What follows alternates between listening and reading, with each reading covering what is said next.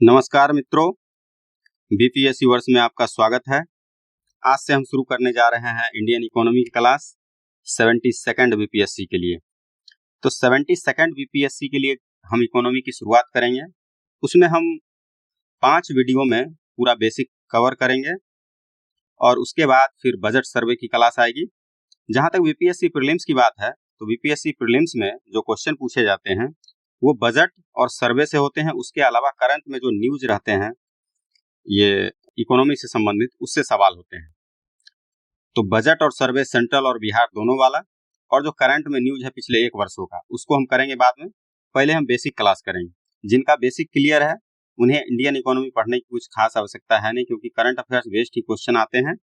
और current affairs जो में न्यूज रहते हैं उसको बेसिक किए बगैर हम समझ नहीं सकते हैं, उसको समझने में कठिनाई होगी। खासकर हम बजट और सर्वे ही पढ़ते हैं, तो अगर हम उसके टर्म के बारे में नहीं जानेंगे तो उसको समझना मुश्किल हो जाता है। इसलिए बेसिक क्लियर करना जरूरी होता है। उसी कड़ी में आज हम शुरू करेंगे राष्ट्रीय आय। राष्ट्रीय आय के बाद हम फिस्कल पॉलिसी जो होती है उसकी क्लास लेंगे। उसके बाद मॉनेटरी पॉलिसी क्लास लेंगे। उसके बाद एक्सटर्नल सेक्टर जो है, बीओपी हो गया, balance of payment, trade deficit इत्यादि की क्लास लेंगे। तो ये 4-5 क्लासेस है। उसके बाद जो मिसलेनियस क्लास होगा उसमें हम करेंगे इन्फ्लेशन, पॉवर्टी, अनएम्प्लॉयमेंट, योजना आयोग, वित्त आयोग, नीति आयोग और भी जितने एक्स्ट्रा चीज होते हैं उसको हम कवर करेंगे। तो चलिए आज से हम शुरू करने जा रहे हैं इंडियन इकोनॉमी। इंडियन इकोनॉमी की पहली क्लास में हम करेंगे आज नेशनल इनकम। तो नेशनल इनकम में हमें जानना है जीडीपी, एनएनपी, जीडीपी, राष्ट्रीय आय की गणना कौन करता है, ये सब चीजें हम करेंगे। तो चलिए, ये क्लास इंग्लिश में होगी, इंग्लिश और हिंदी दोनों मीडियम में। तो चलिए शुरू करते हैं। तो हम लोग सुनते हैं सवाल में आता है कि राष्ट्रीय आय की गणना कौन करता है। तो इसके लिए 3 टर्म आप सुनते होंगे, सीएसओ, एनएसएसओ और एनएसओ। तो सीएसओ जो है सेंट्रल स्टेटिस्टिकल ऑफिस, इसकी स्थापना हुई थी 1951 में। पहले यही राष्ट्रीय आय को देखता था, राष्ट्रीय आय की गणना करती थी। और नेशनल सैंपल सर्वे ऑर्गेनाइजेशन जो है ये सैंपल लेता था और स्टेटिक्स से संबंधित आंकड़े को इकट्ठा करता था, उसको एनालाइज करता था। बाद में इन दोनों को मिलाकर एनएसओ बना दिया गया 2019 में, नेशनल स्टेटिस्टिकल ऑफिस। अब इसी का काम है राष्ट्रीय आय की गणना करना, राष्ट्रीय आय संबंधित चीजों को देखना। तो सीएसओ हो गया सेंट्रल स्टेटिस्टिकल ऑफिस, 1951 में इसकी स्थापना हुई थी। NSSO national sample survey organisation, 1950 में इसकी स्थापना हुई। अभी जो वर्तमान में राष्ट्रीय आय को देखता है एनएसओ देखता है, जिसकी स्थापना 2019 में हुई थी, इन दोनों को मर्ज करके। तो चलिए, अभी अगर सवाल आता है कि राष्ट्रीय आय की गणना कौन करता है, तो आंसर हो जाएगा हमारा एनएसओ।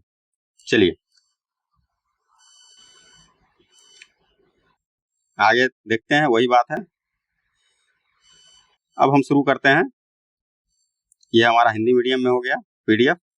आपको पीडीएफ दोनों सेपरेटली भेज दिया जाएगा, इंग्लिश और हिंदी अलग अलग करके। जो हिंदी मीडियम के होंगे हिंदी मीडियम वाले देख लेंगे, और जो इंग्लिश मीडियम के होंगे वो इंग्लिश मीडियम वाले देख लेंगे।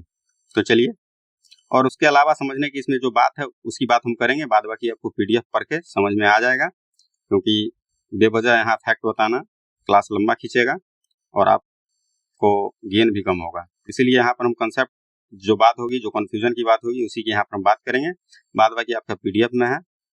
तो चलिए, एक हमारा टर्म आता है हिंदू ग्रोथ रेट का। इसका हिंदू धर्म से कोई लेना देना नहीं है। ये जो है प्रोफेसर राजकृष्णा थे, इस टर्म को इन्होंने प्रचारित किया था, हिंदू ग्रोथ रेट। क्योंकि उस समय जो हमारा ग्रोथ रेट था, वृद्धि दर थी, वो 3 से 4% के आसपास थी, यानी बहुत कम थी। हमारा जो ग्रोथ रेट था बहुत कम था। इसलिए उन्होंने हिंदू धर्म से थोड़ा कंपैरिजन किया। हालांकि ये विवादित भी रहा कि धर्म से जोड़ना, क्योंकि हिंदू धर्म में जो सुधार का कार्यक्रम है बहुत धीरे गति से चल रहा था और चलता है। इसीलिए सुधार की जो दर है, वृद्धि दर, वो कम थी हिंदू धर्म में। उसी से क्वाइन करके इन्होंने ग्रोथ रेट को भी इसी से एनाइन कर दिया। लेकिन तो इसको यहाँ पे समझना है कि ग्रोथ रेट जो भारत की थी 1980 तक हमारा, वो 3 से 4% के आसपास थी, यानी धीमी गति की जो वृद्धि दर थी, उसी के लिए इन्होंने हिंदू ग्रोथ रेट कहा। यानी धीमी गति की वृद्धि दर के लिए हिंदू ग्रोथ रेट का प्रयोग किया गया था प्रोफेसर राज कृष्णा के द्वारा। चलिए आगे बढ़ते हैं हम। एलपीजी रिफॉर्म के बारे में हम सेपरेट चैप्टर में पढ़ेंगे। यहाँ समझने के लिए हम समझ लेते हैं कि हमारा बैलेंस ऑफ पेमेंट बहुत कम हो गया था। बैलेंस ऑफ पेमेंट भी हम आगे पढ़ेंगे। तो उसके बाद एलपीजी रिफॉर्म लाया गया था, इसको हम शॉर्ट में समझ लेते हैं। एलपीजी, पहले हम जब कोई कंपनी शुरू करते थे या कंपनी को एक्सटेंड करते थे तो बहुत लंबी प्रक्रिया से गुजरना पड़ता था। उसमें लाइसेंस लेना पड़ता था, लाइसेंस को कई दरवाजों से होकर गुजरना पड़ता था, बहुत लंबी प्रक्रिया थी। तो लाइसेंस को धीमा किया गया, लिबरल किया गया, इसीलिए इसको बोला जाता है लिबरलाइजेशन, उदारीकरण किया गया। लिबरलाइजेशन का हिंदी में हम बोलते हैं उदारीकरण, उदारीकरण, निजीकरण, एलपीजी, निजीकरण और वैश्वीकरण। तो एलपीजी में हमारा हो गया जो टर्म हो गया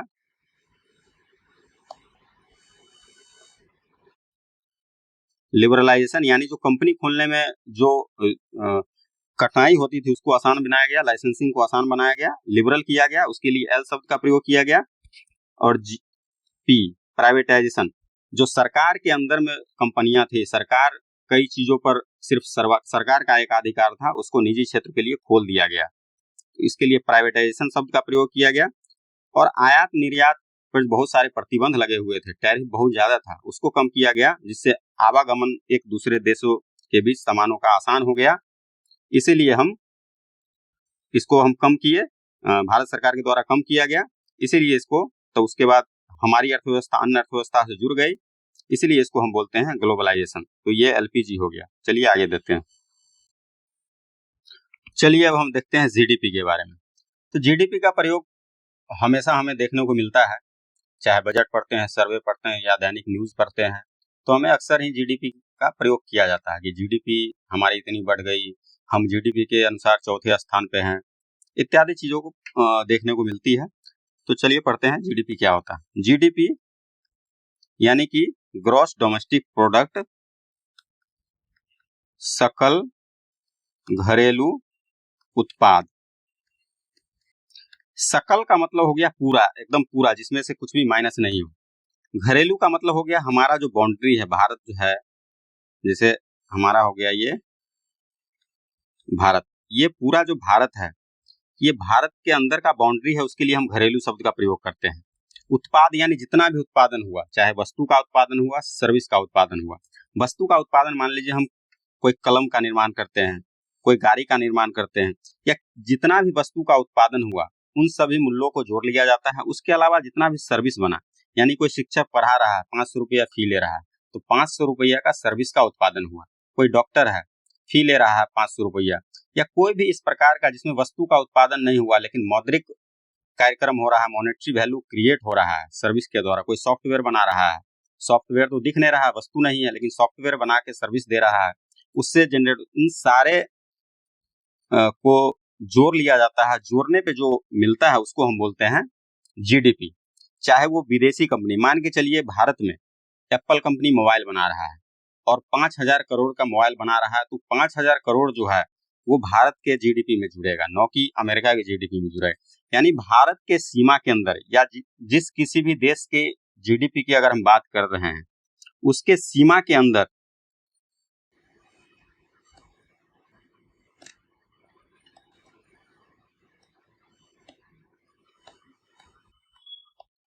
एक सेकंड,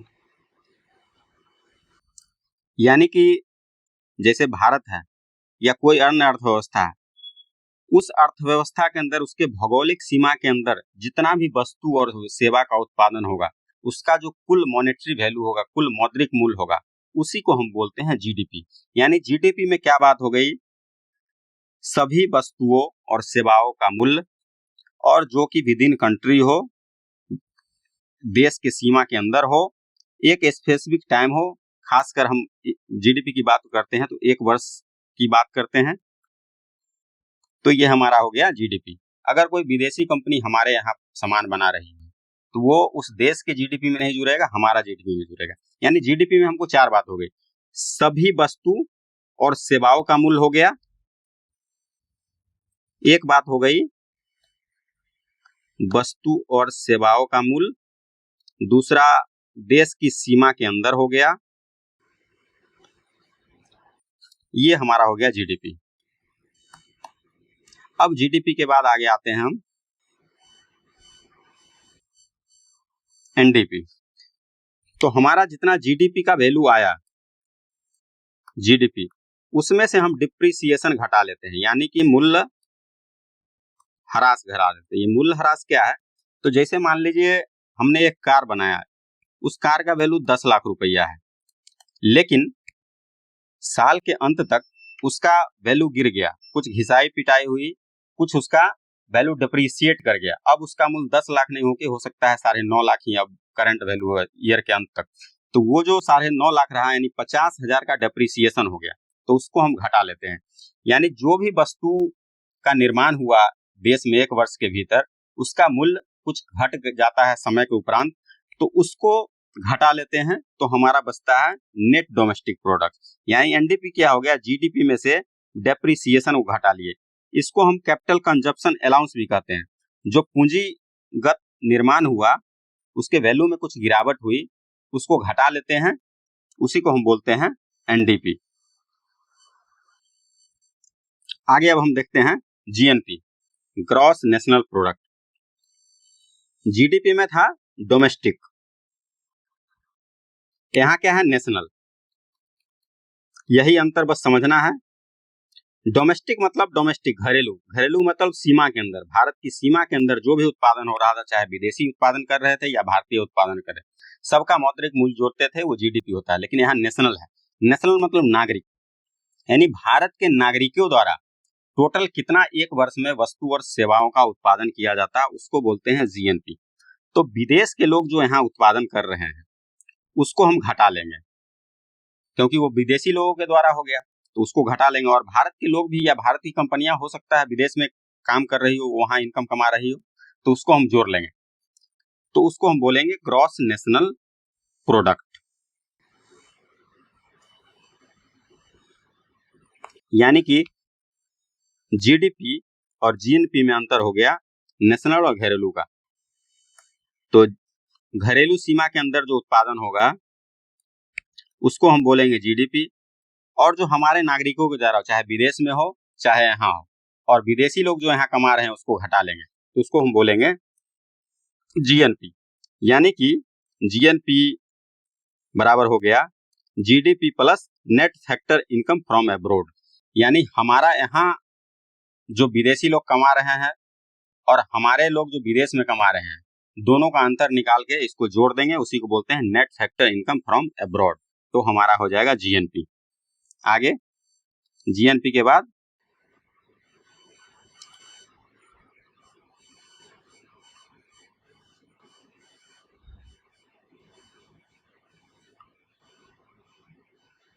हम पढ़ेंगे एनएनपी। वही जैसे जीडीपी में से हमने मूल्यह्रास को घटाया था, डेप्रिसिएशन को घटाया था, हमारा आया था एनडीपी, उसी प्रकार जीएनपी में से भी मूल्यह्रास को घटा देंगे। मूल्यह्रास हम समझ चुके हैं क्या है, तो उसको हम बोलेंगे एनएनपी।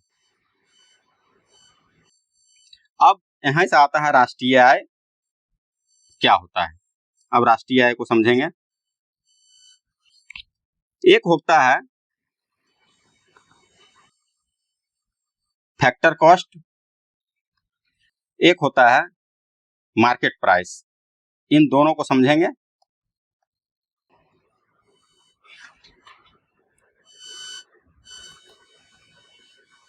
फैक्टर कॉस्ट, एक होता है मार्केट प्राइस। इसको हिंदी में बोलते हैं साधन लागत, ये हो गया बाजार मूल्य। तो हमने जो अभी जीडीपी बढ़ा, वो जीडीपी जो हमारा निकला है बाजार मूल्य पे, यानी बाजार में जो मूल्य है उस वस्तु का, उसको हम बोलते हैं बाजार मूल्य। और साधन लागत, उसको बनाने में जो एक्चुअल लागत लगा, उसको बोलते हैं साधन लागत।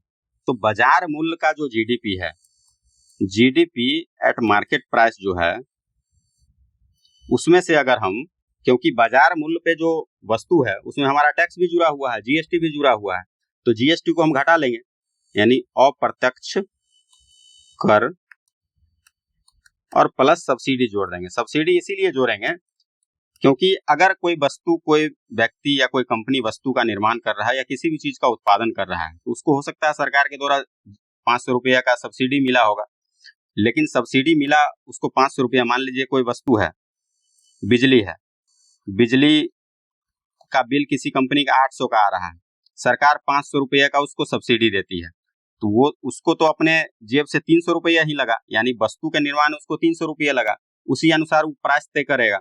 लेकिन एक्चुअल बिजली का बिल तो 800 आया था, यानी 500 रुपया सब्सिडी था, यानी लागत की अगर बात करें, साधन लागत की, तो इसीलिए जीडीपी जो मार्केट प्राइस पे होता है उसमें से हम, एक सेकंड, यहां समझते हैं।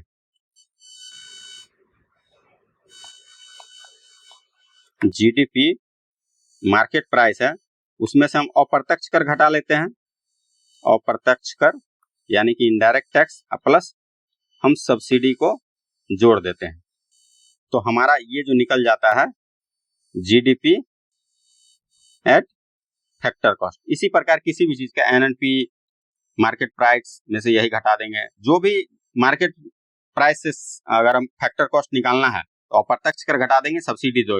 अप्रत्यक्ष कर इसीलिए घटाएंगे क्योंकि मार्केट प्राइस में टैक्स जुड़ा रहता है, तो टैक्स को घटा देंगे, और सब्सिडी उसमें इंक्लूड नहीं रहता क्योंकि सब्सिडी उसको मिला, उसको इंक्लूड तो किया नहीं वो, इसीलिए सब्सिडी को जोड़ देते हैं, तो हमारा फैक्टर कॉस्ट निकल जाता है। और इसी प्रकार जब एनएनपी को निकालते हैं, एनएनपी एट मार्केट प्राइस में से अगर हम अप्रत्यक्ष कर घटा देते हैं अब प्लस सब्सिडी जोड़ देते हैं, तो हमारा इसके बाद जो निकलता है एनएनपी एट फैक्टर कॉस्ट, और इसी एनएनपी एट फैक्टर कॉस्ट को हम बोलते हैं राष्ट्रीय आय। समझ में आ गया? एक बार फिर समराइज करके हम देख लेते हैं।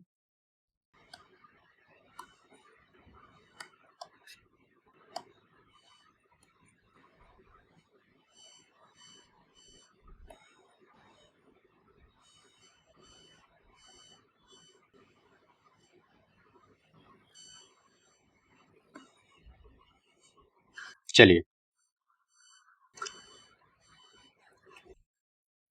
तो हमारा एनएनपी एट फैक्टर कॉस्ट क्या हो गया? NNP eight market price minus अप्रत्यक्ष कर प्लस सब्सिडी, ये हमारा हो गया राष्ट्रीय आय, इसी को हम बोलते हैं राष्ट्रीय आय। और प्रति व्यक्ति आय निकालने के लिए हम क्या करेंगे? इसी राष्ट्रीय आय से निकल जाएगा।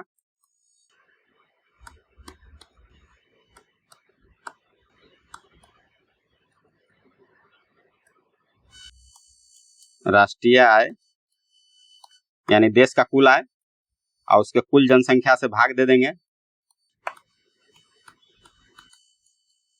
तो हमारा क्या निकल जाएगा? प्रति व्यक्ति आय, पर कैपिटा इनकम। ठीक है, अब जीबीए को समझते हैं। जीबीए समझने से पहले हम एक बार फिर से जीडीपी एनएनपी को क्लियर कर लेते हैं। यानी अभी हमने क्या पढ़ा? जीडीपी, एनडीपी, उसके बाद क्या पढ़ा? GNP, NNP, NNP eight factor cost, राष्ट्रीय आय, प्रति व्यक्ति आय।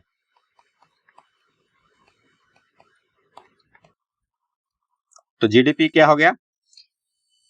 किसी देश के सीमा के अंतर्गत, किसी देश के सीमा के अंतर्गत सामान्यतः एक वर्ष में कुल वस्तु और सेवा का मौद्रिक मूल्य को हम बोलते हैं जीडीपी। एनडीपी क्या हो गया? Net domestic product. नेट मतलब जो वस्तु में मूल्यह्रास हुआ, उस मूल्यह्रास को घटा देते हैं तो हमको निकल जाता है एनडीपी। जीएनपी में क्या? जीएनपी यहाँ डी है यानी डोमेस्टिक, यहाँ एन है यानी नेशनल, यानी नागरिक के द्वारा। यानी किसी देश के नागरिक के द्वारा एक वर्ष में जो वस्तु और सेवाओं का कुल उत्पादन होता है उसके मूल्य को बोलते हैं जीएनपी। एनएनपी हो गया हमारा वही मूल्यह्रास, घटा देंगे जीएनपी में से तो हमारा निकल जाएगा NNP. NNP eight factor cost का हो गया, तो एनएनपी मार्केट प्राइस में से हम अप्रत्यक्ष कर घटा देंगे और सब्सिडी को जोड़ देंगे तो हमारा हो गया एनएनपी एट फैक्टर कॉस्ट। और इसी एनएनपी एट फैक्टर कॉस्ट को हम बोलते हैं राष्ट्रीय आय, और राष्ट्रीय आय में जो हम कुल जनसंख्या से भाग देंगे तो हमारा निकल जाएगा प्रति व्यक्ति आय। अब एक टर्म और सुनते होंगे जीबीए। चलिए अब जीबीए को समझते हैं। तो देखिए, आप पढ़ते होंगे कि हमारा अगर मान लीजिए कृषि क्षेत्र का जीडीपी में हमारा योगदान 18% है, तो जीबीए में हो सकता है वो लिखेगा आपको 17.5% या थोड़ा कम ही लिखता है। लेकिन फिर हम पढ़ते हैं कि जीडीपी और जीबीए समान ही होता है, दोनों में सिर्फ गणना का अंतर है। तो फिर ये अंतर होता कहाँ है ये हम समझते हैं। जीडीपी और जीबीए में आखिर अंतर है कहाँ? तो जीडीपी हमने अभी पढ़ लिया, अब जीबीए क्या है? तो जीडीपी की बात जब भी हम करते हैं तो उसका मतलब होता है मार्केट प्राइस का, जीडीपी एट मार्केट प्राइस। यानी अगर हम कह रहे हैं कि भारत की अर्थव्यवस्था $4 ट्रिलियन है, अभी भारत की अर्थव्यवस्था $4 ट्रिलियन के आसपास है, तो इसकी हम बात कर रहे हैं, इसका मतलब है ये मार्केट प्राइस पे $4 ट्रिलियन है। लेकिन जब हम जीबीए की बात करते हैं तो इसका मतलब होता है बेसिक प्राइस। 3 टर्म समझना है, सारा कंफ्यूजन का जर यही है, मार्केट प्राइस, बेसिक प्राइस और एक होता है क्या आपने बताया था, फैक्टर कॉस्ट। ये तीनों अलग है। मार्केट प्राइस और फैक्टर कॉस्ट तो पढ़ लेते हैं, लेकिन लोग बेसिक प्राइस नहीं पढ़ते हैं, इसीलिए जीबीए को समझना थोड़ा मुश्किल हो जाता है। तो इसी बेसिक प्राइस को हम अभी समझेंगे कि बेसिक प्राइस क्या होता है। बेसिक शब्द से ही आप पहले समझने की कोशिश करिए। बेसिक प्राइस यानी आधार मूल्य।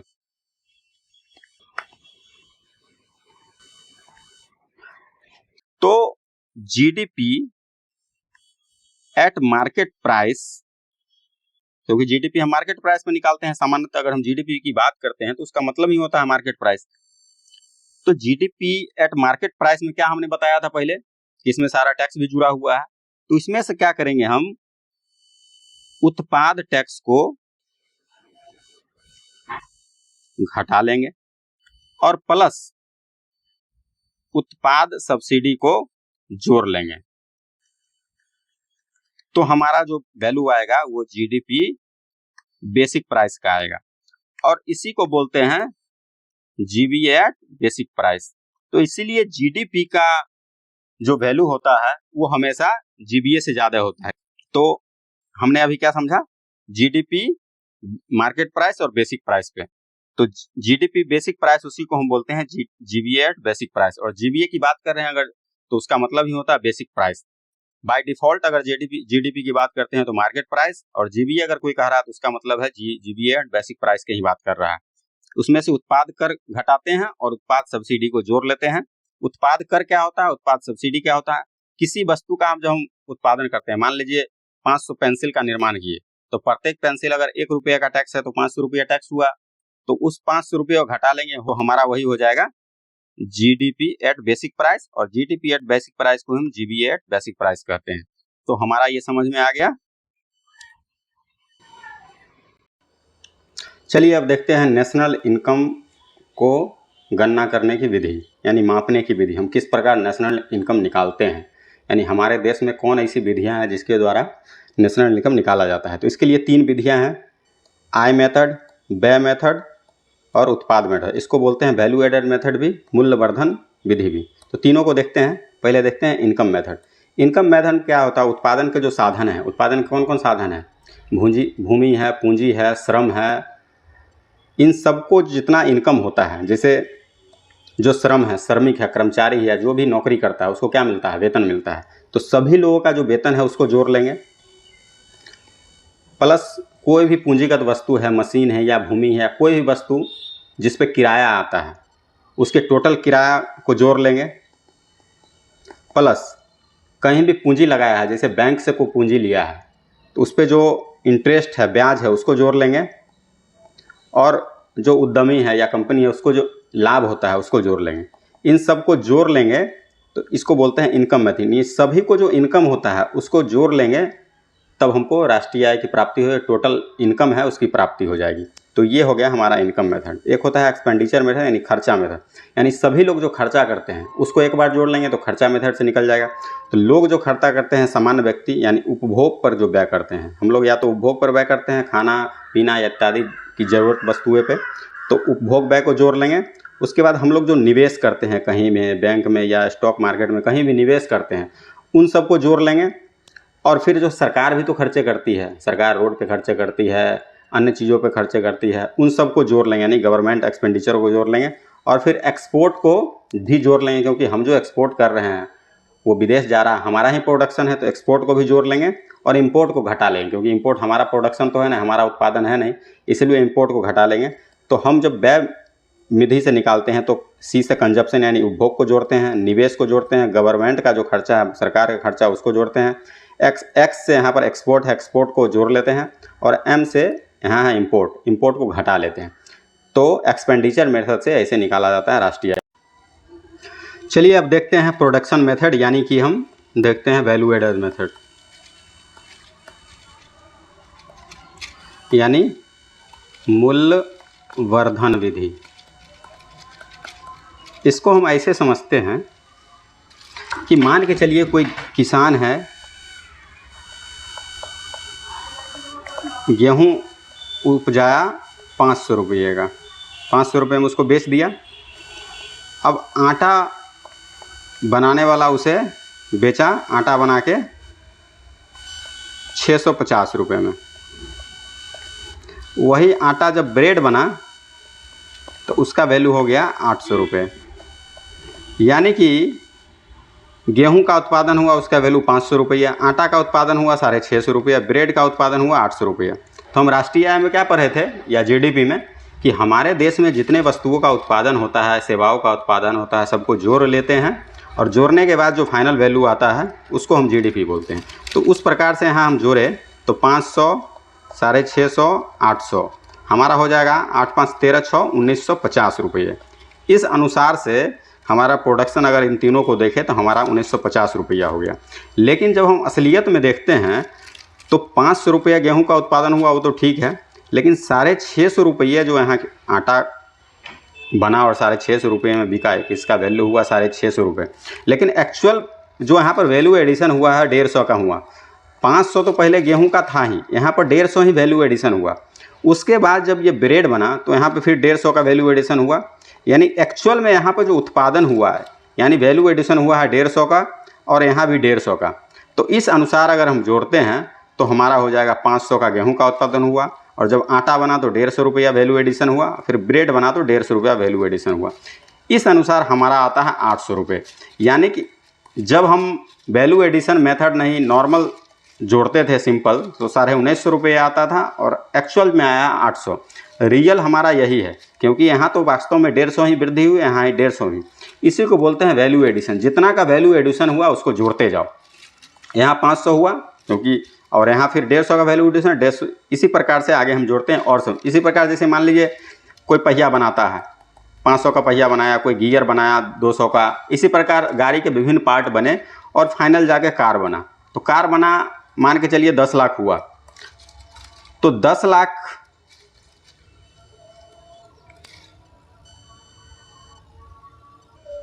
इस प्रकार हमने देखा तीनों मेथड से, आय मेथड, व्यय मेथड और वैल्यू एडिशन मेथड। आय मेथड में जितना भी इनकम होता है कर्मचारियों का, ब्याज, रेंट इत्यादि को जोड़ने से हमारा इनकम मेथड से निकलता है खर्चा। जो सभी लोग खर्चा करते हैं उसको, अगर खर्चा हम क्या करते हैं, या तो उपभोग पर खर्चा करते हैं, या निवेश करते हैं, या सरकार खर्चा करती है, या एक्सपोर्ट इम्पोर्ट से संबंधित चीज़ें होती है, उससे संबंधित चीज़ों को जोड़ते हैं, उसको बोलते हैं एक्सपेंडिचर मेथड। और वैल्यू एडिशन मेथड हमने समझ ही लिया। तो भारत में करक्स की बात करें तो भारत में हमें या कहीं भी राष्ट्रीय आय को मापने की 3 विधियां हैं। इनकम मेथड, सभी इनकम को जोड़ लिया जाता है। व्यय मेथड, सभी खर्चों को जोड़ लिया जाता है। और प्रोडक्शन मेथड में जो प्रोडक्शन होता है उसके विभिन्न चरण में जितना वैल्यू एडिशन हुआ उसको जोड़ लिया जाता है। तो उसको बोलते हैं वैल्यू एडिशन मेथड, मूल्य वर्धन विधि। चलिए ये हो गया। अब हम समराइज कर लेते हैं लास्ट में हमने क्या क्या पढ़ा। तो हमने पढ़ा जीडीपी। जीडीपी का यह फार्मूला है ये फार्मूला है हमारा बे मेथड से। जीडीपी में हमने क्या देखा कि कोई भी अर्थव्यवस्था, जैसे भारत की अर्थव्यवस्था की बात करें तो उसके सीमा के अंदर, चाहे विदेशी हो देशी हो, कोई भी व्यक्ति, यानी इस सीमा के अंदर किसी भी वस्तु और सेवाओं का उत्पादन होता है, उसका कुल मौद्रिक मूल्य को हम बोलते हैं जीडीपी। जीएनपी में हो जाता है हमारा नेशनल के द्वारा, यानी नागरिक के द्वारा। भारत के नागरिक अगर विदेश में कमा रहे हैं तो उसको जोड़ेंगे, अगर बाहर के व्यक्ति यहाँ कमा रहे हैं तो उसको घटा देंगे। यानी जिस देश का जीएनपी होता है उसका मतलब होता है उस देश के नागरिकों द्वारा एक वर्ष में कुल वस्तु और सेवाओं का कितना उत्पादन हुआ, उसको बोलते हैं जीएनपी।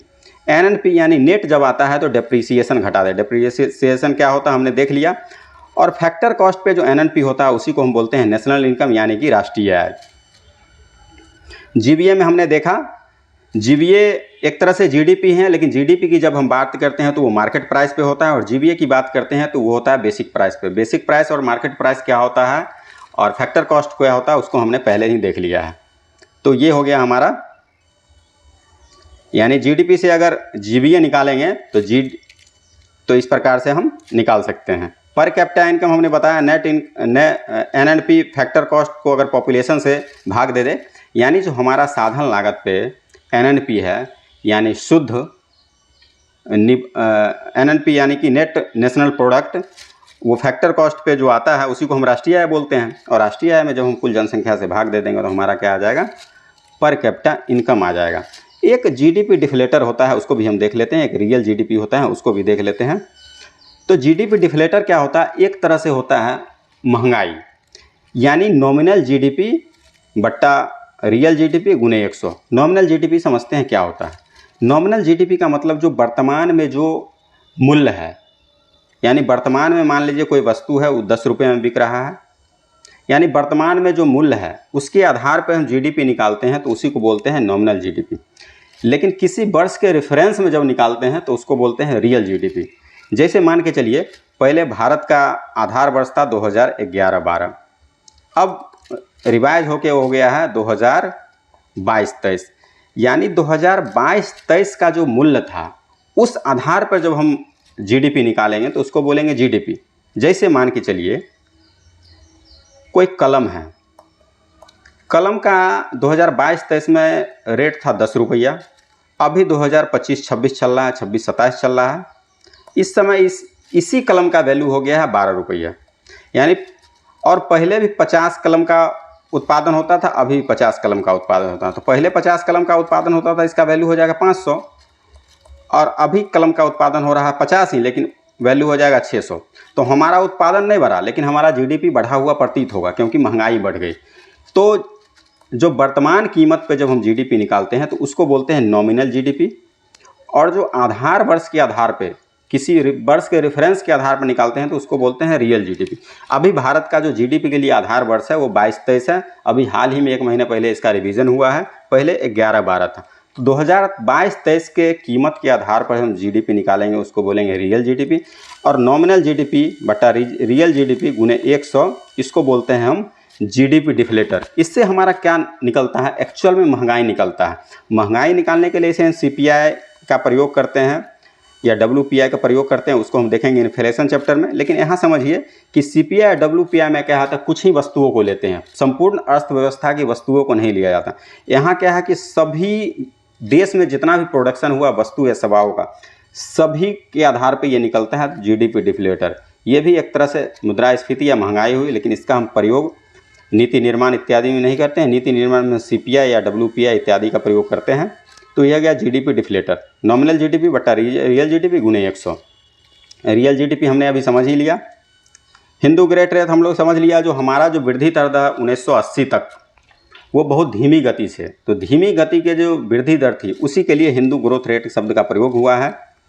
उसके बाद ये हमने समझ लिया। बेस ईयर अभी मैंने समझ ही लिया। GBA transfer payment, transfer payment वो होता है जो सरकार पेंशन, स्कॉलरशिप, डोनेशन इत्यादि के रूप में जो देती है, उसको हम बोलते हैं ट्रांसफ़र पेमेंट या हस्तांतरण आय। जीडीपी डिफ्लेटर हमने समझ लिया, डिप्रिसिएशन समझ लिया, double counting. Value added method में हमने जो अभी समझा कि प्रत्येक चरण में जितना वैल्यू एडिशन होता है उसी को जोड़ा जाता है, और तो उससे क्या होता है, हम डबल काउंटिंग से बच जाते हैं। चलिए हमारा राष्ट्रीय आय कंप्लीट हो गया है। फिर हम मिलते हैं नेक्स्ट चैप्टर के साथ नेक्स्ट वीडियो में।